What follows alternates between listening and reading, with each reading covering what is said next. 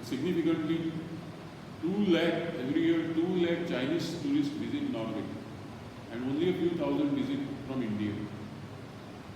And why we are interested in Norway? Because Norwegians are interested in our beaches and our Western Ghats and our churches and other festivals. But we have not really aggressively marketed Goa and Western Ghats in Norway. And Norway is a very powerful supporter of global eco-conservation, biodiversity conservation movement. Now yesterday I spoke in the class and I categorically told the students also that what Norway offers to us, because she left on 9th and she landed here on 15th. On 15th September, United Nations Development Program, they released a very important report in continuation of previous 25 or 30 reports, which are more, not around 10 or 15 reports. Every 2 or 3 years they give one report, and that is one of the very important report. It's like a progress card of countries. Like if you want to compare all the countries on some criteria, then that criteria is known as Human Development Indicators, HDI. Now these Human Development Indicators are many, more than 100, and they are classified under different subcategories like population density, urbanization, income, and so on and so forth. Child mortality rate, then maternal mortality rate, then birth rate, death rate, average life expectancy, then per capita income, then primary education, how many children of that group, that is 6 years to 11 years are in primary school. Ideally 100% should be there. Literacy rate, it should be 100% literate. So accordingly you get certain weightage, and that weightage is calculated. And a country gets what is known as HDI, Human Development Index. So irrespective of who is ruling which country, what type of economic system is there, whether it is capitalist, whether it is communist, Marxist, dictatorial, military, whatever system it is there, finally what matters for United Nations is HDI. So every country, knowingly or unknowingly, tries to compete to get a higher HDI. It's just like, you get the highest number of gold medals and rank first in the Olympic championship, but you may get less number of silver medals or bronze medals. So ultimately what counts is number of gold medals. Suppose now China and America are competing, and China gets even one gold medal more than USA, and USA's total medals, that is gold, silver and bronze, are 250, and China is 150, and only one gold medal is the difference between China and USA. The Chinese rank first. So HDI is also very, very interesting this, and it has been accepted by all governments because they are member countries of United Nations. Now on 15th September when she came to Goa, then there was a big news, and that news was the ranking is out.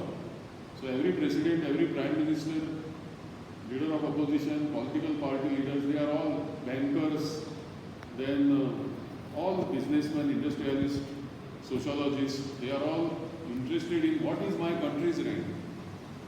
It is like neck. Now we are worked up with neck. We will be polishing everything, painting all these things. We will be creating a big show, like a stage setting.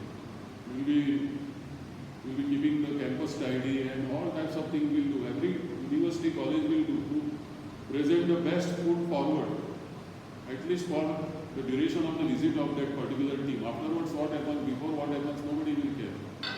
But finally, the evaluation will matter, what we send them as our performance, that we publish so many papers, we took patents, our passing percentage in MA, MSc, MCom, MBA, MFS is this much. So they will see what new courses. So NAG as a criteria which is common for all. So what is NAG to universities and colleges?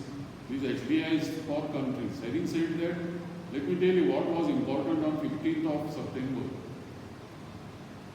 On 15th of September, Norway ranked first in HDI, which is not a new news because it was always in top 5, 10, 5, 6, vying for first rank, Finland sometimes, Japan sometimes, Switzerland first.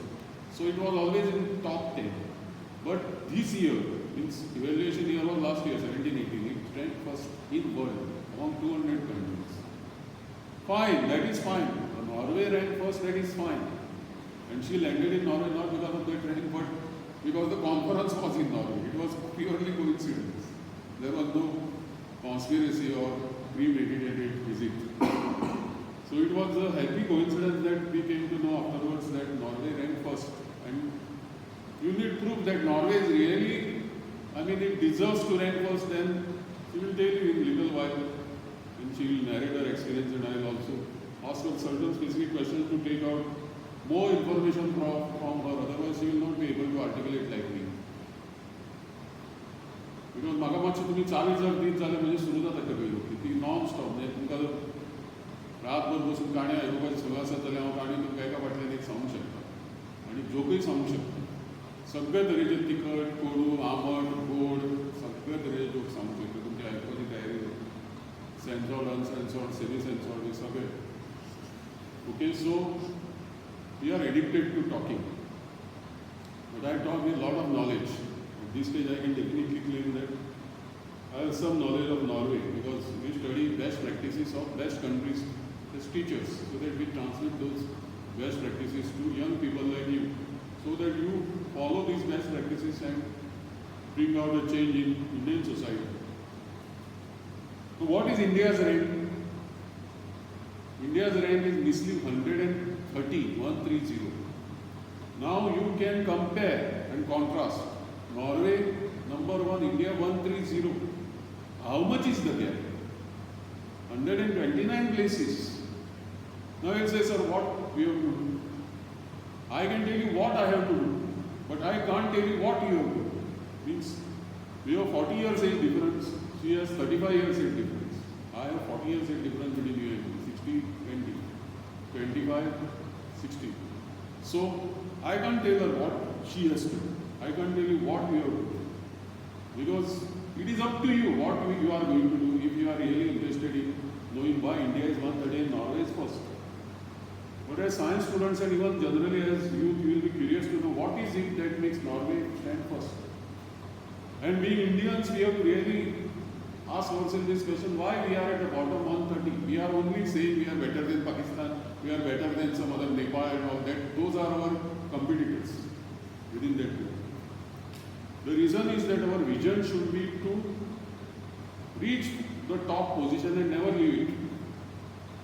But how is it that possible? That is possible if we teach you the best practices in first ranking countries. This is part of it.